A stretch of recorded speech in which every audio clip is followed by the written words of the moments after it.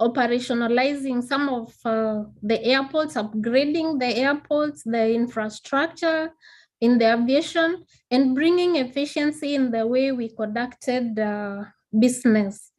Now, Bonnie, you asked what has been driving me towards all this. First, I would like to say that in normal circumstances, starting a journey, such as a career journey, it is expected that you should know and even have the end in mind. But that has not been the case mainly on my part. I have been more driven by the passion to discover and to actually give myself a platform where I can be fully utilized because of what I can say are my dreams. So as such, I don't usually begin knowing what I am capable or what I must achieve, but actually I join to give and exploit an opportunity that I see is on the way. And similarly, that is what has landed me here now doing multilateral diplomacy, but using my background in aviation as the core of that multilateral diplomacy. Here, Bonnie, the main agenda is we negotiate. As much as we say we develop standards and recommendation practices, I can assure you 95% of the standards is derived out of negotiation, reaching a balance on what is to be adopted. I am currently enjoying this aspect a lot, being able to exploit my newfound professional in diplomacy and being able to utilize the many years of experience I've had in aviation. To conclude my remarks is I have always channeled my own journey and I have refused invitation to, for example, take career paths which people recommend to me, because I believe passion is the greatest force that can drive you through your career. As such, if I follow recommendations on which job I should apply or where I should be, then definitely I wouldn't be where I am. I refused temptations. For example, in the last year when everybody thought I should actually be applying and become the next Director General of Kenya Civil Aviation Authority. But my passions didn't let me do that, and the temptation to yield to the pressures, I conquered them. And this is what I can say has been driving me through my career journey. Self-determination, following my path, but only being able to learn from other people's mistakes and experiences. Thank you. Thank you so much, Charity. What you are telling us is that you started as an aeronautical information personnel in Kenya, but now today you are a diplomat, because the work that you are doing is diplomatic work, as you have said, that it's all about negotiations. Yes, you do need to have technical experience and knowledge, but diplomat is what is important. And I suppose the young people who are listening to you, especially the AIS employees, will know that it's possible to reach the highest.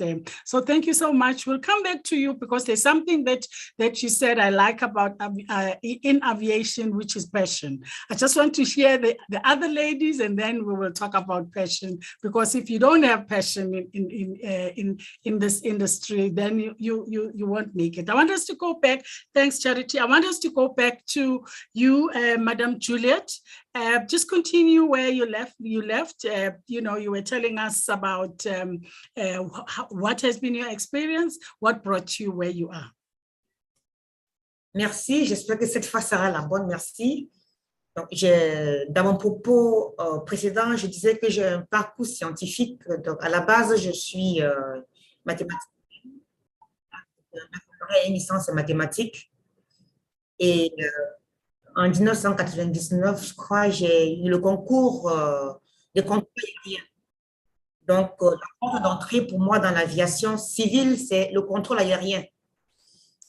J'ai exercé pendant 4 années à la tour de contrôle de Douala, au centre de contrôle régional de Dominica. Donc, j'ai géré les avions dans le ciel. Et quelques années plus tard, je suis quelqu'un d'assez insatisfaite, quelques 4 années plus tard au contrôle, je me suis préparée pour passer un concours. Donc, j'ai passé et j'ai réussi le concours des ingénieurs de la navigation aérienne. Donc, l'école de formation de la SECNA se trouve à Niamey. Tous ceux qui connaissent les Yamac, l'école, c'est à l'IAMAC, l'école africaine de météorologie et d'élévation civile. Donc, j'ai fait 2 passages à l'IAMAC.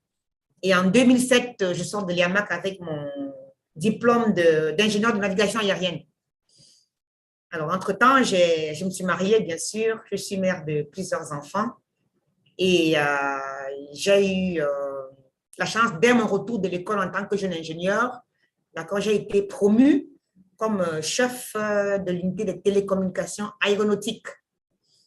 Donc, tout ce qui est lié au RSFTA et la gestion des interfaces avec les centres voisins, ça, je l'ai fait pendant environ 2 années. Donc, entre-temps, j'ai continué à être insatisfaite. J'ai recherché à retourner à l'école. Donc, je suis allée à l'Université française de l'aviation civile qui se trouve à Toulouse, l'ENAC, pour faire un master spécialisé dans la gestion du trafic aérien. Donc, j'ai passé 12 mois à accumuler des connaissances dans la gestion du trafic aérien. Donc, au retour de cette formation diplômante, j'ai directement été nommé commandant d'aérodrome. Donc, on a eu un organigramme à la SECNA qui a fait que je me retrouve à la position de commandant d'aérodrome de Douala. Du coup, me voici patronne de la plateforme technique de l'aéroport international de Douala. C'est un métier, c'est une position assez visible, vu qu'on est pratiquement la vitrine de la SECNA au niveau de la plateforme. Quelques années après, suite à une mutation interne, donc on a eu une réorganisation de l'organigramme au niveau de la SECNA. On a créé un poste de responsable des opérations, c'est-à-dire à peu près l'équivalent de, si je peux le dire en termes plus courants, je dirais directrice technique. Donc, j'ai eu ce poste-là qui me donnait compétence sur tout le territoire national. Donc, je travaillais sur 3 aéroports. Je travaillais en même temps à Douala, à l'aéroport de Yaoundé-Simalène et à l'aéroport de Garoua dans le nord du pays. Donc, j'étais tout le temps entre 2 avions. Et ça, j'ai adoré cette fonction vu que j'avais je veux dire pratiquement une vue synoptique de tout ce qui est ciel au niveau du Cameroun. Après, suite également à une mutation interne, les choses ont changé et le poste de responsable des opérations a disparu et on a remis le poste de commandant d'aérodrome. Du coup, me voilà dans ma 2e vie de commandant d'aérodrome. Donc, c'est ça. Jusqu'à aujourd'hui, je suis à ce poste. En dépit de cela, j'ai eu à suivre plusieurs autres, à magasiner autres certificats parce qu'entre-temps, j'ai eu une expertise en conduite des études de sécurité dans le domaine de l'ATM, la gestion du trafic aérien. Donc, tout ce qui est changement profond au niveau du système aéronautique de la SECNA au Cameroun, je dois superviser les études de sécurité.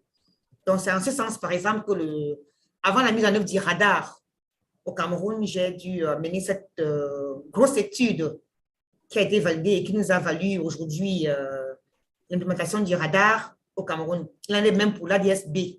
Et aujourd'hui également avec l'AIDC qui est en cours. Donc, je suis vraiment dans l'exploitation de l'aéroport.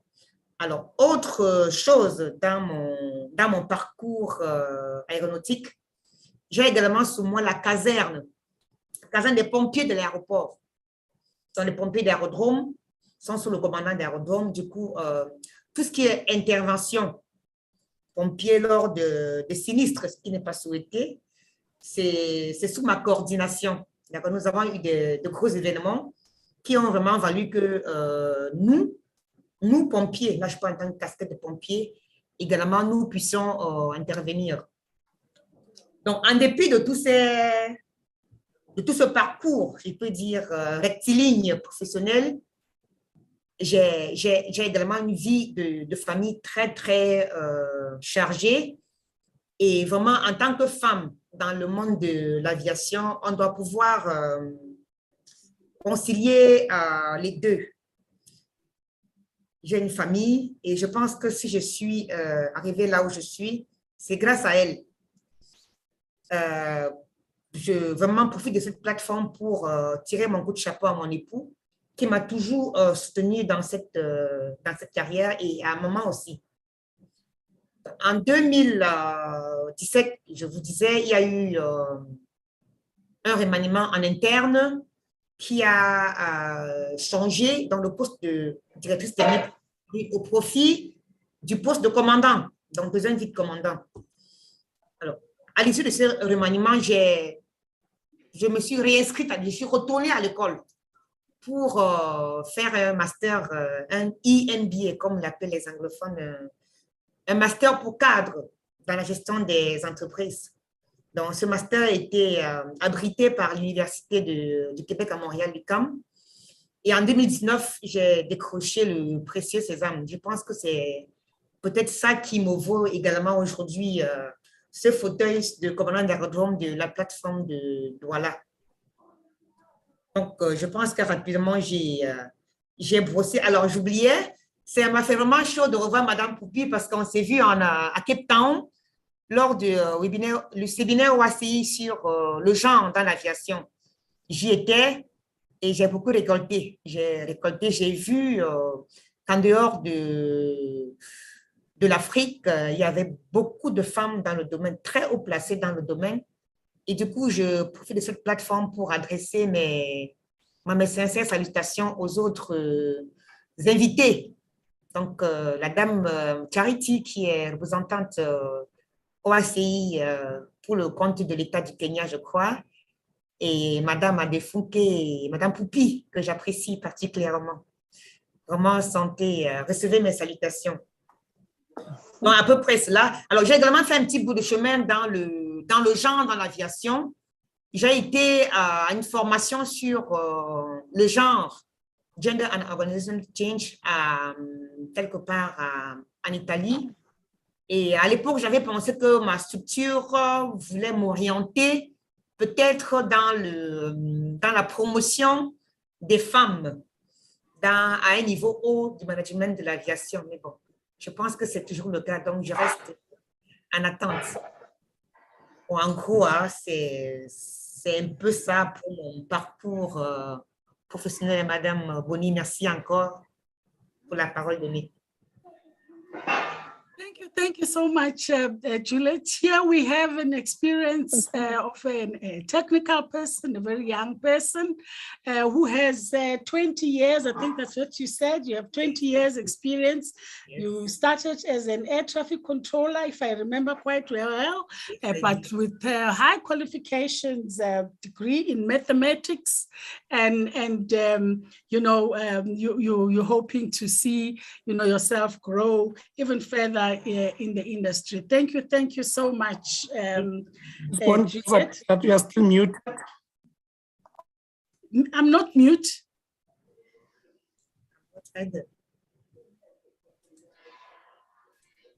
Can you hear me now?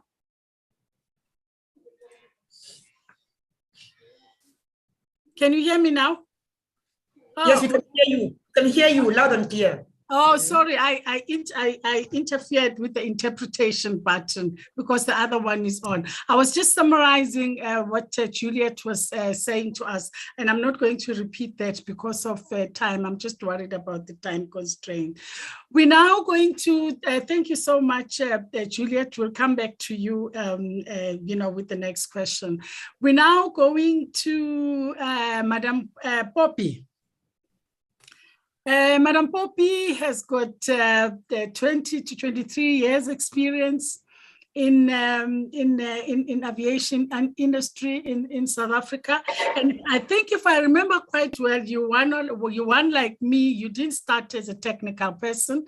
You came in, as in more the management side and you developed. That is also of interest to people who are not pilots, who are not air traffic controllers. They would also want to know how do they grow in this industry. Can you just briefly tell us your road, or how you've arrived where you are up to this stage before we go into the most interesting parts, which I know about you.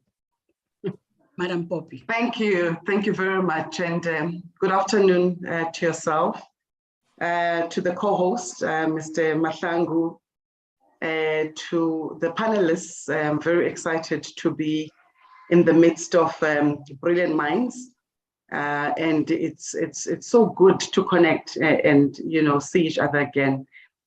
I don't really have a very flowery history in civil aviation, because civil aviation to me, if you know and appreciate the history of our country, civil aviation, during the apartheid era, an era in which I grew up, to many of us was a well-kept secret, and it was not, one of those sectors that you would know about. So some of us, including myself, we stumbled upon this beautiful and exciting sector. I started off my career as a customer service agent. And it happened at a time when South Africa was transitioning from, the apartheid era into a democratic state. Of course,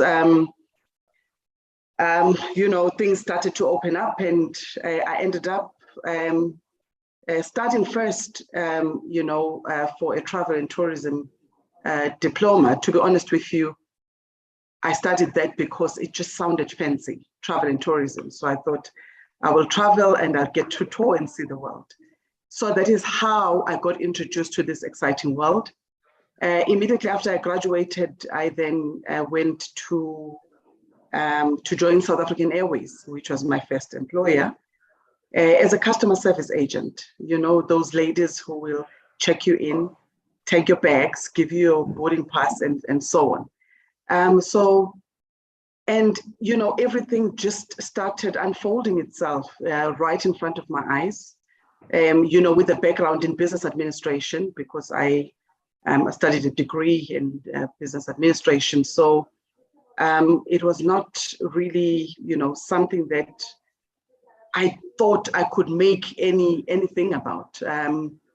But when I realized that, civil aviation is not just about technical skills, but it's beyond that. You need leaders, you need aviation doctors, you need, lawyers, you need economists, you need financial people, and so on. And I think that kind of shifts, because everyone who thinks civil aviation thinks pilots, thinks air traffic controllers, maybe if you know about them, or things, aircraft maintenance engineers and so on. But the entire system is such that it's comprised of both the technical world as well as, I would term it, a support, structure as well. So I was in a support field more than the technical field, which I really enjoyed. With a background in business administration, of course, my mindset is about managing, disrupting, and fixing things and making things work. And that's the reason why I ended up being in the administrative position of, being the head of the Civil Aviation Authority, which, you know, its primary purpose is not really to pilot aircraft, right? It's not about, you know, air traffic controlling and so on, but it is about ensuring that we have a system that works. You mobilize the resources and make sure that, you know, you build a system and get the adequate resources that will support and make sure that the entire value chain, in fact, works as it's supposed to be. And leadership is a field on its own. And leadership is not dependent on the technical capacity of an individual, but it is about providing the much needed leadership. Those who are in leadership will know that it becomes a plug and play. You can be in civil aviation today, tomorrow you may be in the energy sector, because leadership is really about providing, you know, stability, creating the value for your shareholder, creating the value for all your stakeholders, and making, you know, things work in an organized manner. So the organization needs someone who's going to hold it together and make sure that things do work in the manner that it is supposed to work. So yeah, from the airline, I ended up being with the regulatory authority. I started off as a senior manager.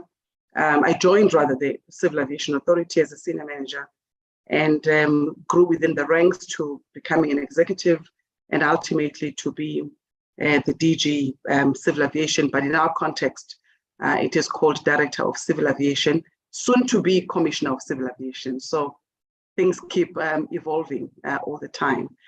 But I think the context of the conversation is about how do we harness the talent given the context within which we operate, the context of an environment that is volatile, an environment that is uncertain, an environment that, you know, brings a lot of complexity and ambiguity and so on. And the question is, how do we locate ourselves as women leaders in that context? How do we locate the young women who want to rise up either to leadership positions or to technical positions to become the forces of change? And I always say, depriving a woman, whether it's a girl child or a woman, a young woman, or a woman leader, an opportunity to contribute meaningfully in any space, you are depriving the whole community and ultimately the entire globe of, you know, this much needed diversity, this much needed, you know, contribution that we as women bring into the fore. And, you know, looking at, you know, the things that we are all, you know, talking about, whether we're talking about COVID-19, we're talking about, you know, cyber threats, we're talking about, you know, anything that has somehow changed the status quo to what we knew it pre-COVID-19 to where we are now, the geopolitical, you know, conflicts and so on. And the big question that lingers in my mind is, how do we ensure that within that context, we harness the talent, we get the women to understand, firstly, the context within which they operate in now, which is completely different to the context that I grew up in, and socialize them at a young age to an extent that they become who they want to be. And I've learned that in civil aviation, which is very limiting because it is a male-dominated environment, and it will take women leaders such as the ones that are in this platform and those that are live streaming to change that status quo. And the big question that is in my mind is, how do we mobilize these resources, this talent? Tomorrow, I'm very excited that we're going to have a woman Secretary General of AFCAC. And one of the questions that I would, if I were a young woman, would put to her is, how do you create a conducive environment such that I become you in the future? And I think we need to try and bridge the gap of becoming the first towards becoming the forces of change, leaders who are able to hold the ladder firmly on the ground and allow those who are younger to climb up and become the poppies of this world in the future, the Bonnie Dibates of the future. Bonnie Dibate, who is my role model, of course, She was a woman CEO of an airline, and who would have dreamt about that at the time? Adefunke Adeyemi now is going to be the woman SG tomorrow. So I saw June Crawford, you know, in the list of participants. So there's so much talent, but how do we create that value? We have Charity here, my sister whom I met recently, who is the representative of Kenya at the ICAO Council. And how do we shape the conversation amongst ourselves, but shape a conversation that says, we are here and we are the agents of change, and we are going to ensure that within our, you know, spheres of influence, we are creating that much needed environment to allow for the young girls who are in the deep rural areas. You know, I say in our context in South Africa, we deal with double jeopardy, so to speak. Gender issues, but we're still, of course, you know, recovering from the racial, you know, history. And it means that for you to be a woman leader, you need to be well aware of those dynamics and find that context and find yourself within that context in terms of what kind of value that you want to create for yourself first, and the value that you want to create for others that must follow behind. So I am indeed in my second term as the Director General. My term finishes next year. I don't know what lies ahead. But one thing that I can assure you is that when I leave an organization that has a 51% representation of women across the board. I leave an organization that has 50% capable women executives. So when the minister decides who to appoint, the minister will definitely not have any shortage, because there are women who will be able to rise up and take up this position. So I think if we, all of us, can do that, we would have really, you know, fight a battle, because in a war, you fight small battles ultimately, then you fight the bigger war. So I'll stop there and really appreciate this opportunity to be part of the panel with the brilliant minds. You know, Juliet, I struggled a bit to hear from the translation, but these are the forces of change, you know, the people who are here who will make a difference, who are role models, whom we must continue to celebrate. And this is the reason why I must really congratulate AAP for having this webinar, because if we don't know them, we can't be them. So to talk about the women, showcase, allow them to talk, we create more women who will aspire to be like the beautiful women and successful women in our midst. Thank you. Thank you so much, Poppy. I am not going to try and summarize what you have said. The only thing that I'm going to say is I had a boss, Patrick Lamini. At that time, I was heading air traffic controllers at ATNS. And when I would take him to operations, he would say to me, "Hey, Bonnie, these people of yours are possessed."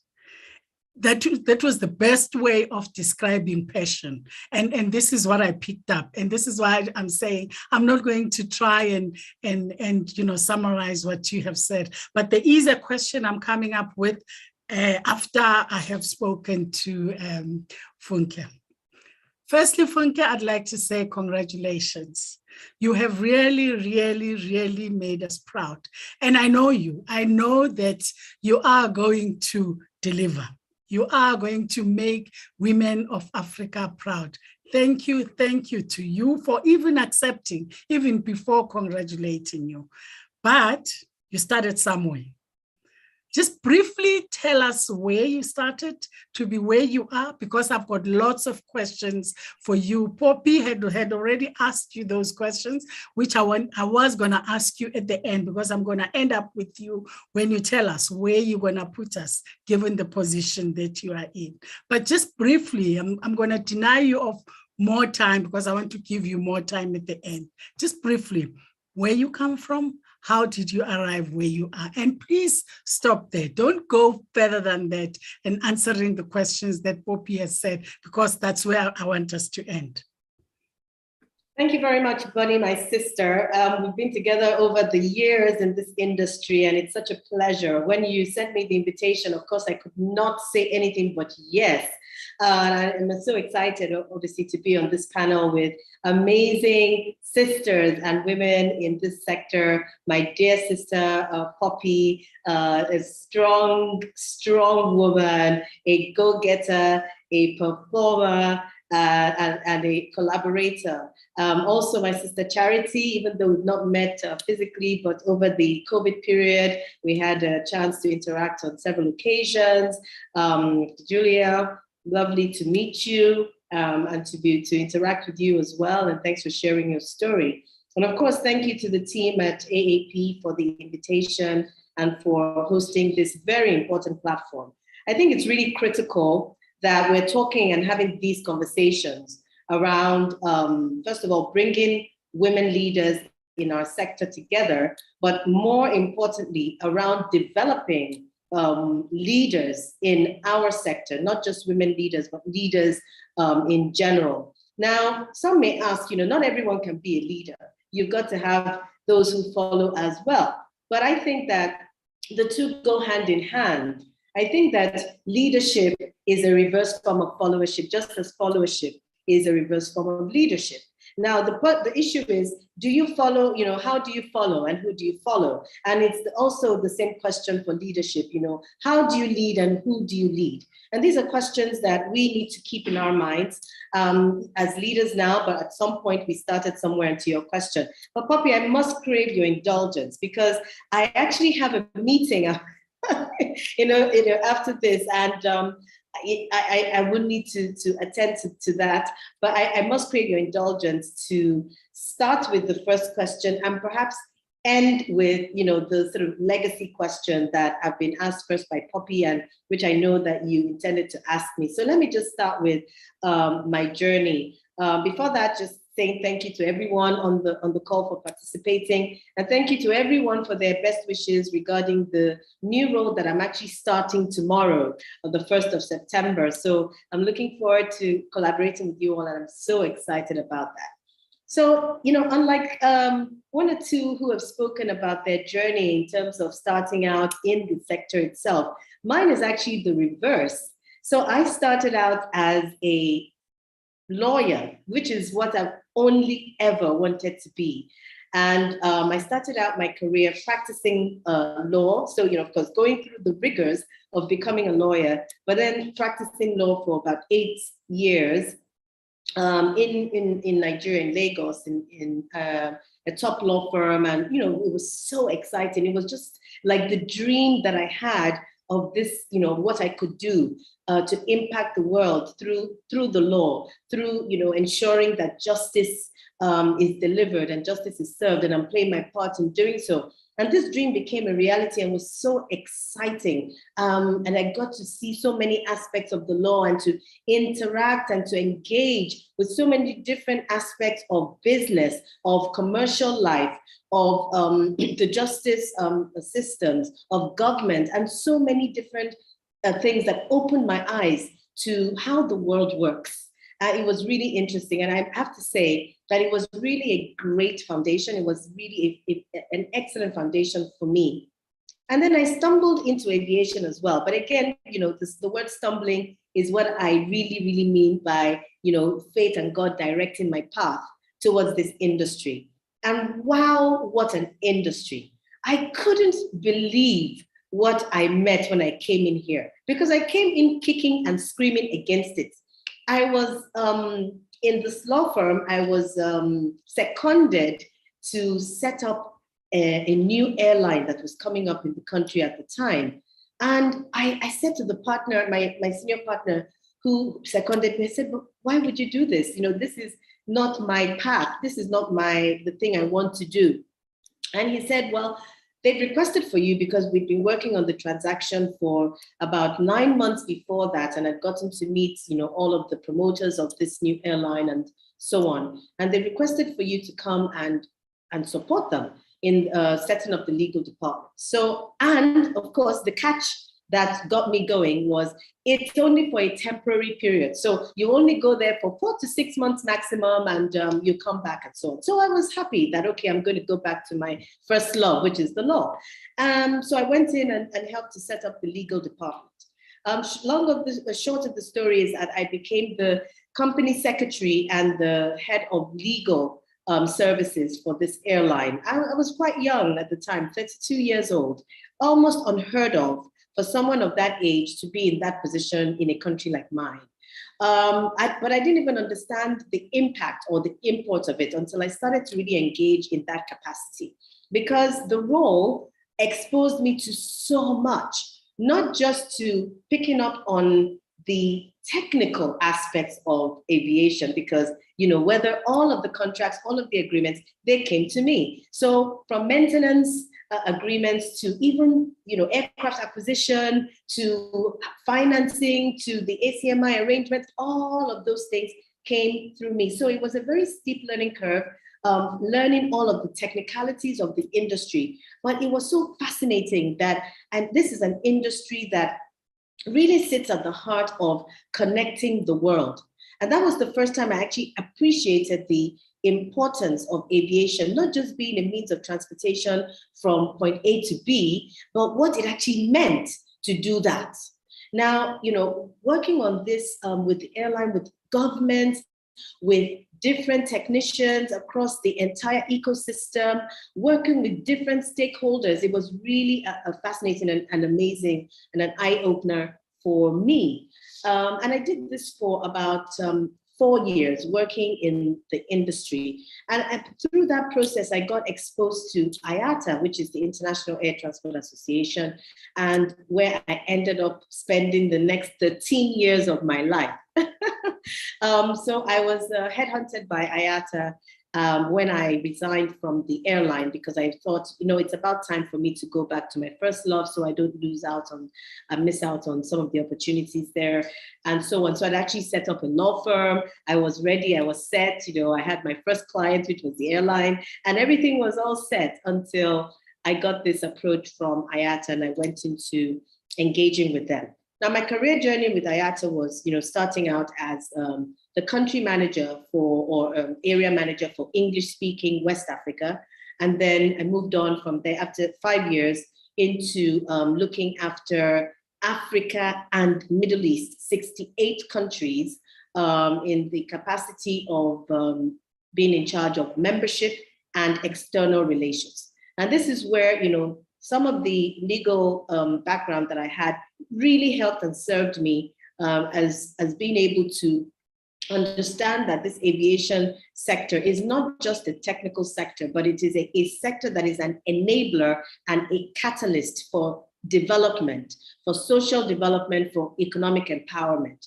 And this is something that I think is important as a message for people who are listening, especially for the young people that we're trying to inspire, to understand that we are part of a bigger picture. We are part of something unique. We are part of something life-changing, existential, which is aviation. And how aviation can really impact the continent of Africa is something that I'm excited to be steering in this new capacity that I'll be starting tomorrow, but also how we can all, you know, gather together to do the work that we need to do to truly transform the socioeconomic prospects of our beloved continent.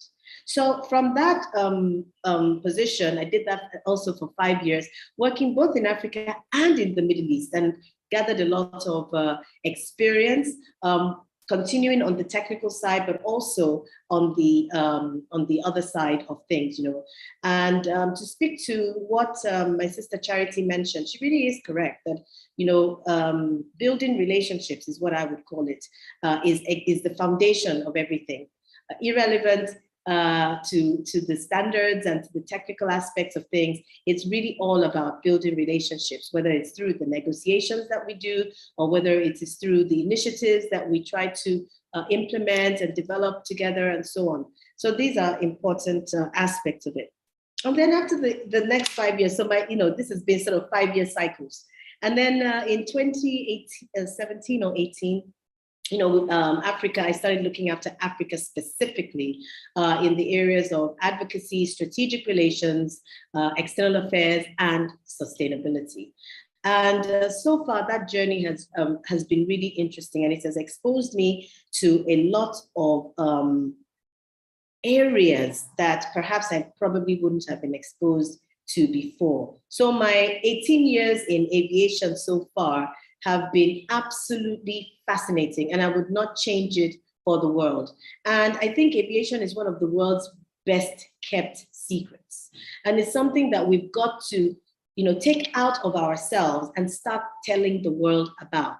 Aviation is one of those industries that people classify as B2B, meaning business to business. We've got to become business to consumer. We've got to become aviation to the world. So even though we're doing that, that is actually our raison d'etre. We're moving people and their goods around the world, but we're not actually engaging with the world in this way. And that's something that we've got to change, and we've got to translate and stop talking to ourselves, as we often say in the conferences, but start talking to the world.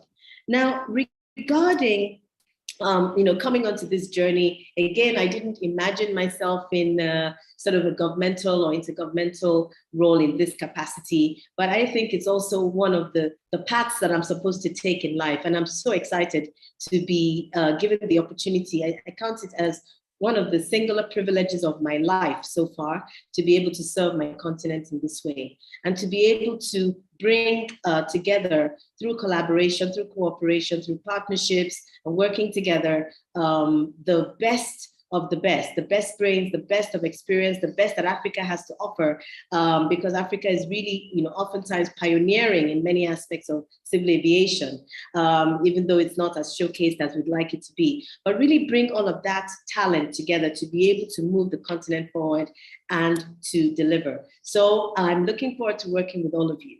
But in terms of what the question that Poppy asked, which I think is a really important question, how do I, if a young lady or my young self were to ask me, how do I become a you in the future? Well, here's what I've learned along my journey. This is not something that I was told. There's no manual that exists for it. It's something that I actually learned as I went along. And it's what I call my 7 C's, the letter C. Then I'm going to share them with you.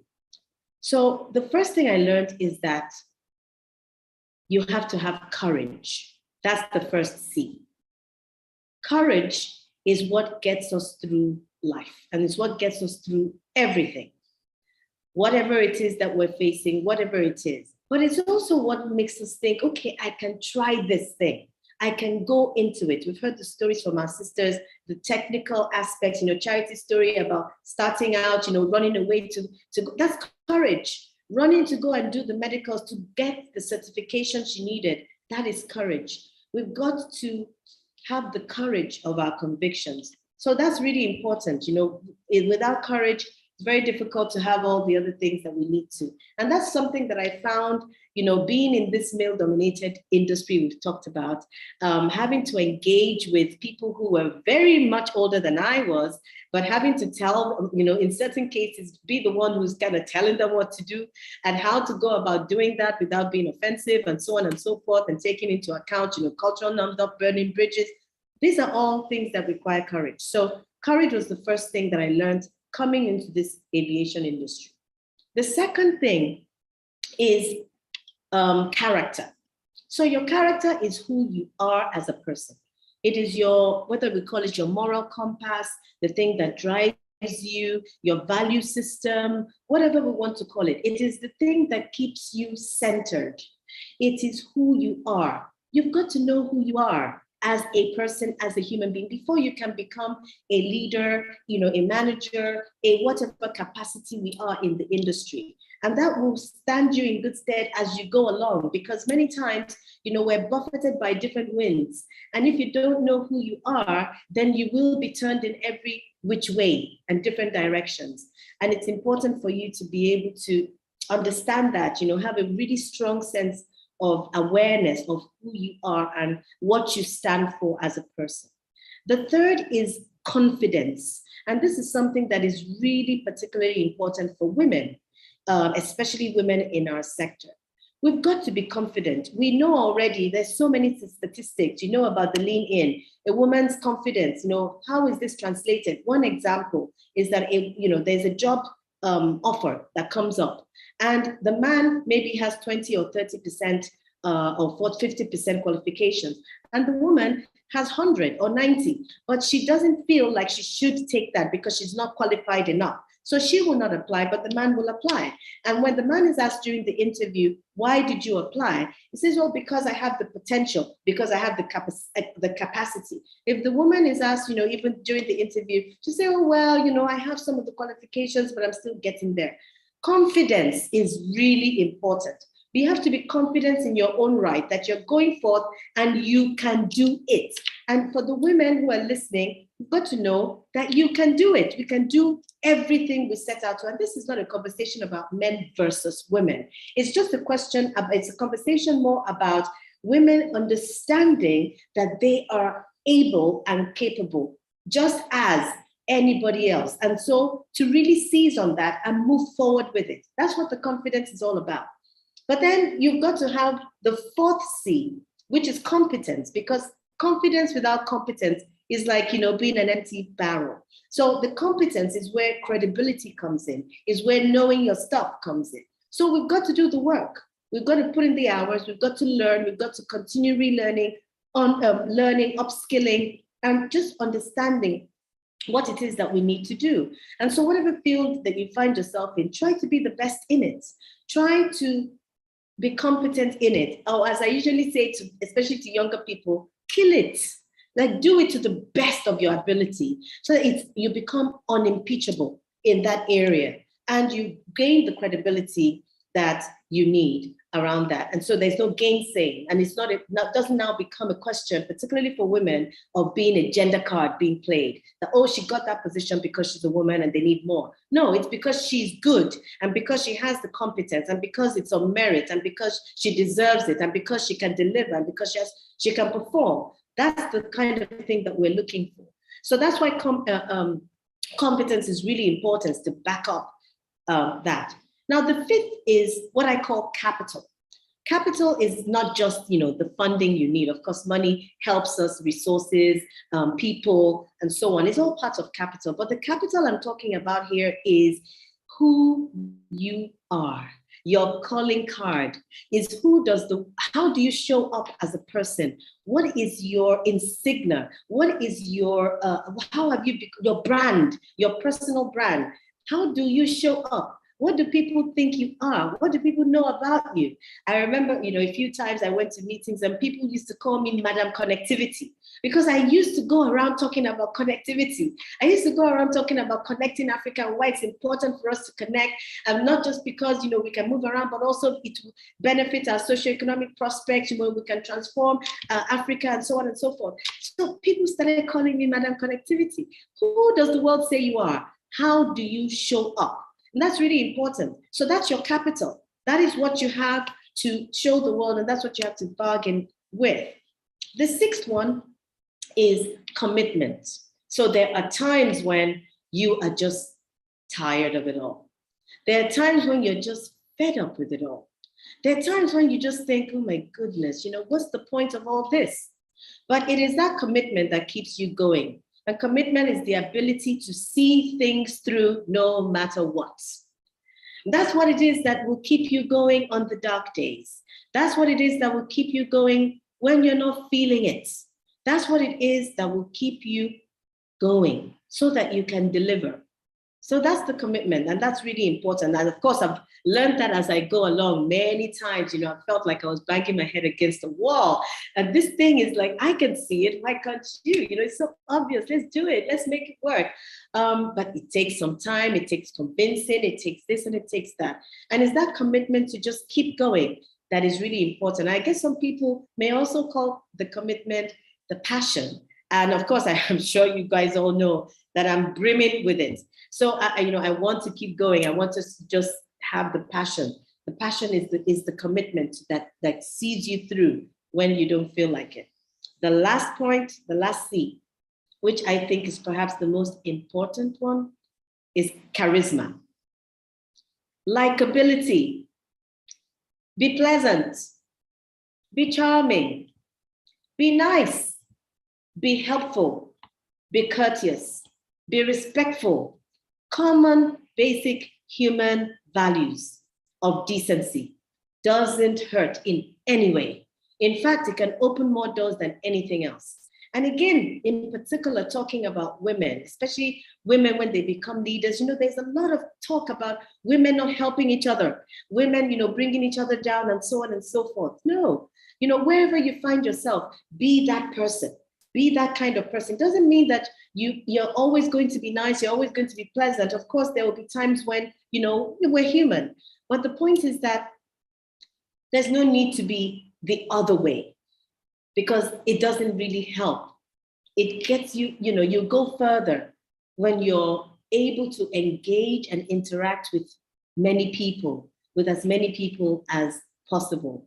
And so that has helped me, especially with some of the more tricky conversations that I've had to have, some of the more tricky negotiations, some of the engagements with my seniors, ministers, DGs of civil aviation, and so many big different stakeholders. Sometimes, it is my cultural upbringing that, shows up as my charisma. If there's somebody that is older than me, I make courtesy. I will say, sir. It takes nothing out of me, but, it goes a long way. So it doesn't matter that I'm in a particular position and I have a title. No, I'm just still the person that I am. I'm still human. I'm still me. So let us remember to bring, all of who we are, the totality of ourselves into what we do as leaders or in whatever situation that we find ourselves. And this is the legacy that I'd like to leave with the people who are listening. But in terms of professional legacy, this is one thing that I want to say. A connected Africa is an empowered Africa. And I want my legacy, starting this new journey and chapter, working with all the stakeholders across civil aviation in Africa, to be that we move forward tangibly with a better connected Africa through the realization of a single African air transport market. Thank you very much, Bonnie. I'll leave it here. Thank you, Madam Connectivity. Again, I think we can see the passion. We can hear when she speaks, and having been in this industry for the past 20 years as well, passion, is what I remember when we were interviewing air traffic controllers. That's one of the things that we would look at.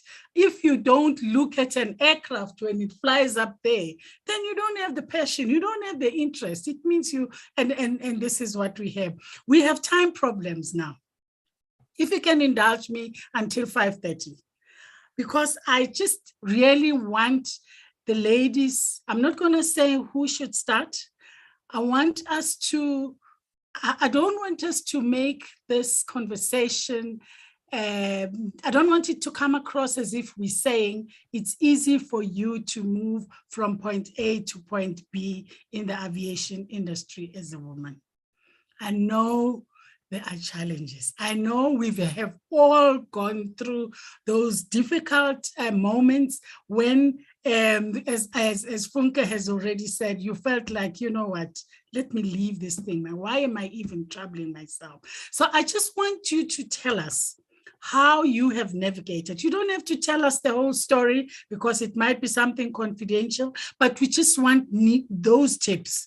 How did you navigate some of the challenges that you have had for you to, if you can indulge us just until 5:30. Please, I don't know who's going to start. I'm not going to say who should, because I know all of us have already gone through those challenges. I see your mute, your Charity, you can start. Okay, thank you very much, Bonnie. The challenges we face as leaders, we cannot purely associate them to being a woman, but we can somehow look at them from a gender perspective.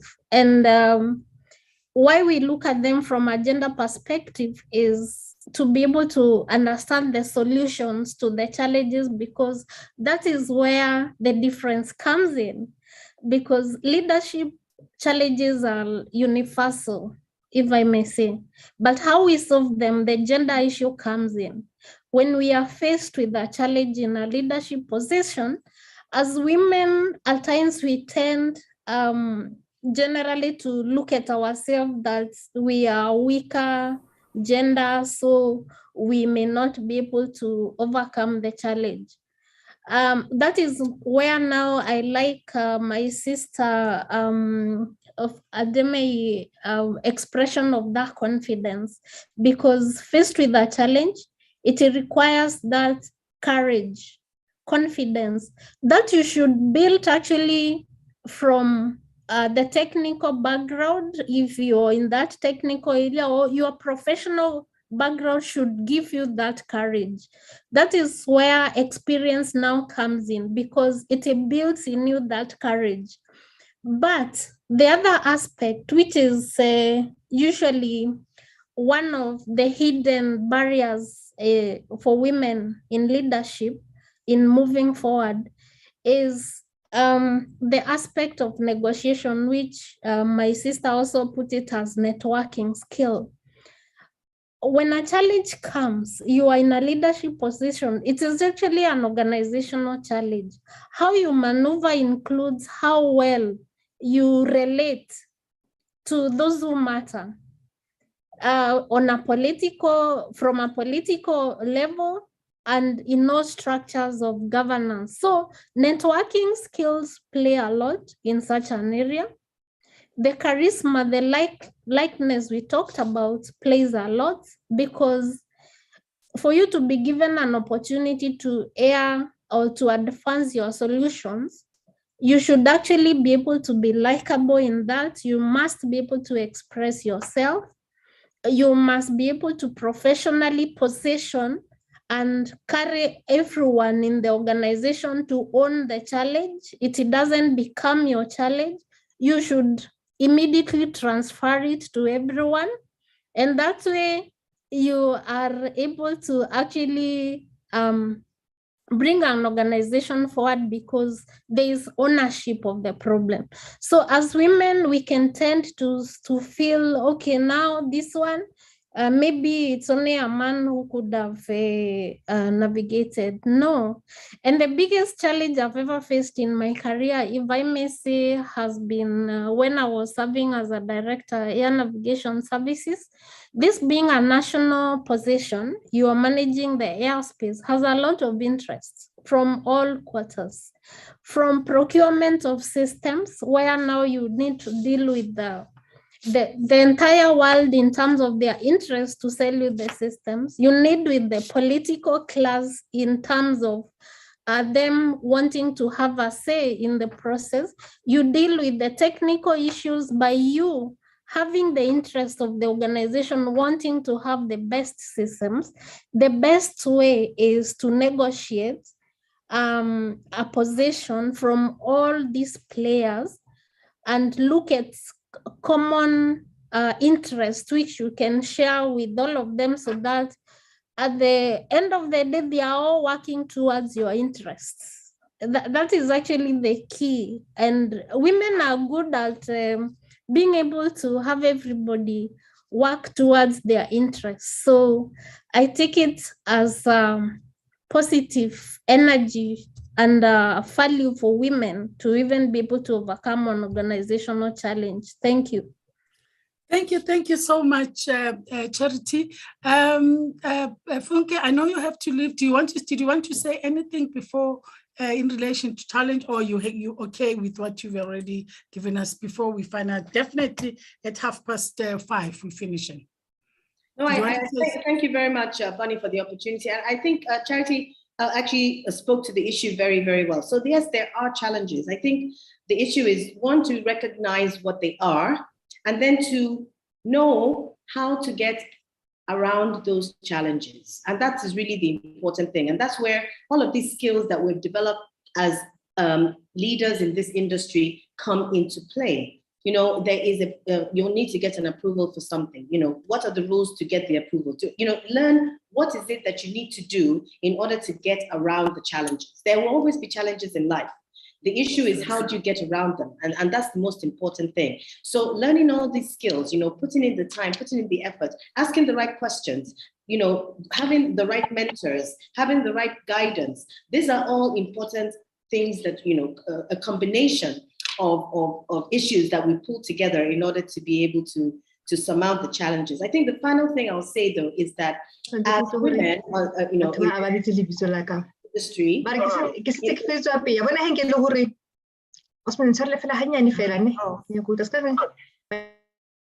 Okay, so as women in this industry, I think it's important for us to really be able to bring the other women along. To bring young people and young women into the industry. And I think that, again, is one of the legacies that I'd like to leave behind as I start this new journey. Working in partnership and collaboration with all of you, we're going to start something new, something tangible that really speaks to the issue of women in aviation. I think it's long overdue. And as my sister Poppy said, you know, if women are not involved in, you know, whatever sector, that sector doesn't thrive as much as it can. And there's science behind this, there's studies behind this. It has been proven, there's enough copious evidence about this particular matter. So we really do have to do something about it and bring in more and more of our young ladies into an industry that needs an infusion of the skills and competencies and the attributes that we as women bring to the table. We shouldn't downplay ourselves as women. We really should actually play to our strengths and play to our skills. The final thing is that, you know, the African aviation industry is largely aging at the moment. You know, people are aging out. So a lot of the experience that is in this industry is aging out.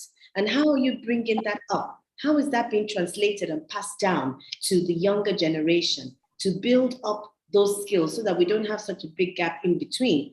And so it's important for us to not just build a pipeline, but also anchor it to those who are aging out, to keep them, you know, involved in the system so that they can provide the experience that they have, but also start, you know, continue to learn as they move along, so that it's a dynamic and modern African aviation industry. And that's what I'm committing to.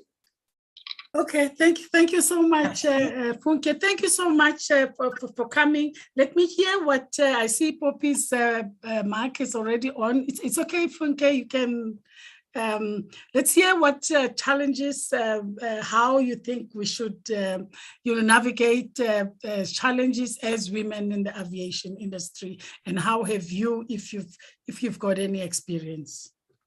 Oh, it's very difficult not to have experienced any challenges, you know, considering that the playing field is still not leveled. So it's challenge after the challenge and challenge after the challenge. But the good thing is we have it in us, you know, to deal with those challenges one way or the other. Sometimes it's lack of knowledge in terms of how do we navigate, how do we make sure that, you know, we don't suffer in silence, because quite often one of you know, with the weaknesses you know, of some of us as women is that we would prefer to stomach and suffer, you know, without reaching out and asking for that much needed help. So one of the things that I've learned, firstly, I draw a lot of inspiration from the people who've gone before me. I draw a lot of inspiration from people who are willing, you know, to assist whenever they can. Over time, I've learned not to be afraid to ask when I don't know. And I think that is absolutely important, because, you know, the society somehow channels us towards thinking that asking for help is a sign of weakness, when in fact it is not. Asking for help is firstly acknowledging your own limitations and turning them around into strengths. And you can be amazed how much people are so willing to assist, but because we try to put a facade of having it together, I'm a leader. Everyone must feel my presence. Everyone must know that I have arrived. I can do this. And before you know it, you are frustrated and you are crumbling.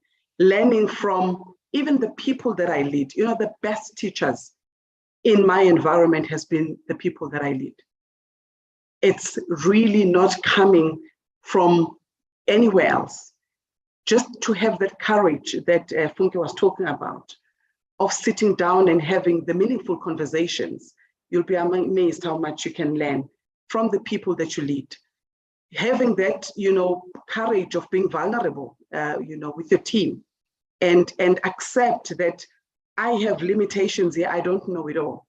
You know, to be a leader, sometimes it puts us in a box of wanting to really be seen as having all the answers and knowing it all. And sometimes it doesn't work.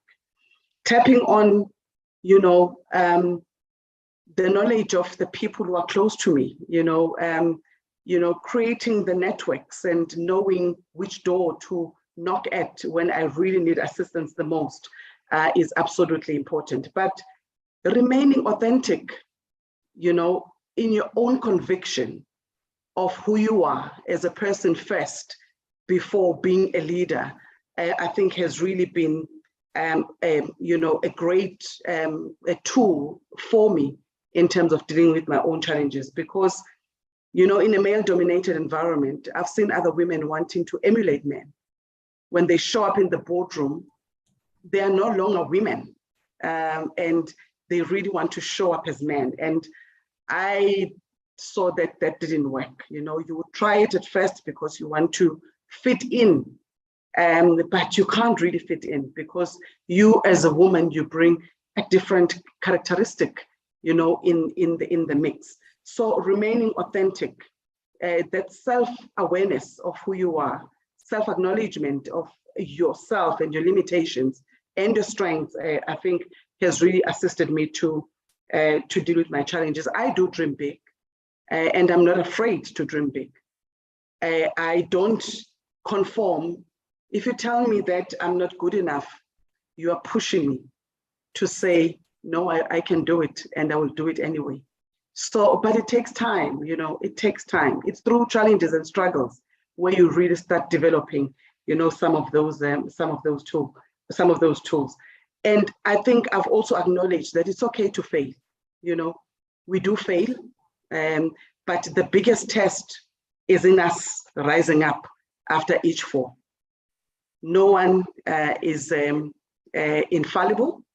As a human being, I have my limitations, I have my weaknesses, but self-awareness has really assisted me a lot. But one more thing that I would love to leave before our time is up is something that I shared just recently when we were having our gender summit here in South Africa just last week. And I just want to encourage women who are listening that firstly, we are not visitors in this sector. We are not visitors passing by. We belong in this sector. We are, as women, making a huge difference. And we must encourage those who are coming that this is their sector, they equally belong, and they can make a difference. We must not be apologetic for wanting a seat at the table. And if the seat has been shifted, or if there is no seat at the table, we must bring our own table. Thank you. Wow. Thank you so much, Poppy.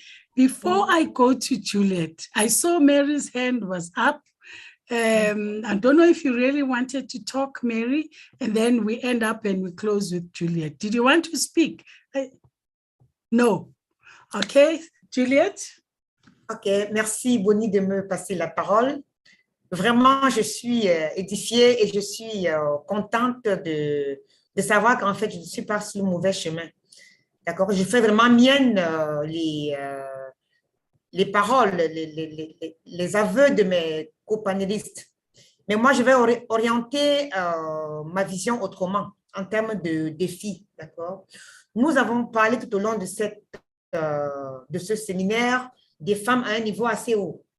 Maintenant, moi, dans un environnement africain, au Cameroun, Je souhaite plutôt, mon défi est plutôt d'aller en bas, en dessous, au niveau des enfants, des petites filles, pour promouvoir nos métiers de l'aviation. Je dis ceci, en tant que manager dans le monde de l'aviation, je ne veux pas quitter ce poste, puisque la retraite va arriver un jour, sans avoir augmenté le pourcentage de femmes dans l'aviation. Alors, je pense que nous devons un peu plus aller vers les écoles, déjà à la base, parler des métiers de l'aviation.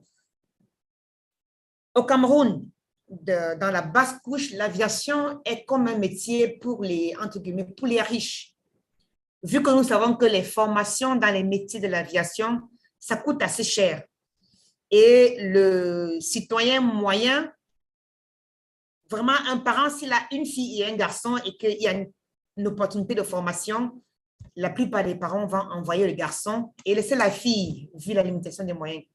Donc, moi, je vais axer mon combat au niveau de l'égalité des chances entre les filles et les garçons pour la formation, pour l'accord dans les métiers de l'aviation.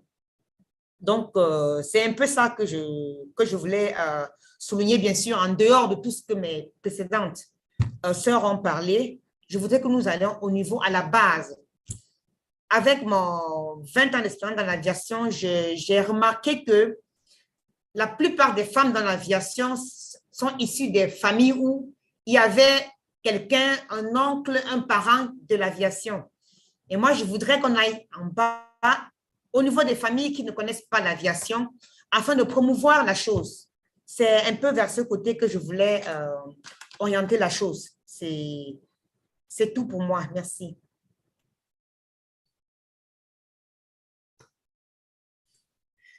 Thank you so much, Juliet. I think the next time we will try and improve on our. I know there was a problem with hearing properly, the translation. So, but thank you so much to our panelists, Poppy, Charity. I don't know. It's in the afternoon there. Is it in the evening already in Montreal? It's in the morning. It's in the morning. So we woke you up. But thank you so much. Juliet, you are just 2 hours behind us. Thank you everybody for coming. Thank you, everybody. We really appreciate it. Over to you, Mr. Sam. Thank you. Madam, thank you very much. There you have it. And that's how we close the Women's Month in South Africa as Aviation Africa Plate-forme. It is indeed in the back, signed, sealed, and delivered.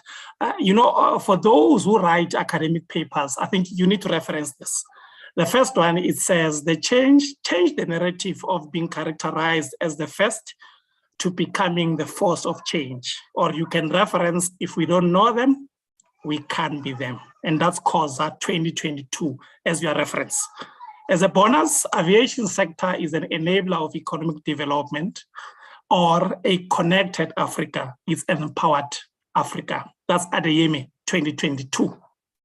Thank you to our panelists for sharing their journey with us, and we certainly wish them all the best in their demanding and yet fulfilling roles. To you, the participants, thank you for staying on throughout the conversation.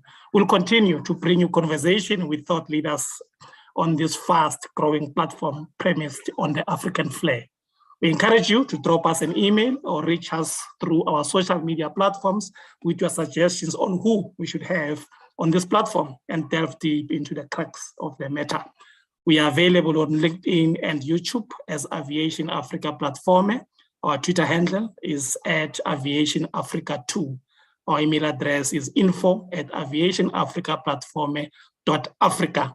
Thank you to Chikere Okorafor on technical and our eloquent interpreter Kanu. It is a wrap from us. Do enjoy the rest of the day. Goodbye, Kwaheri, au revoir, salamilash. Thank you.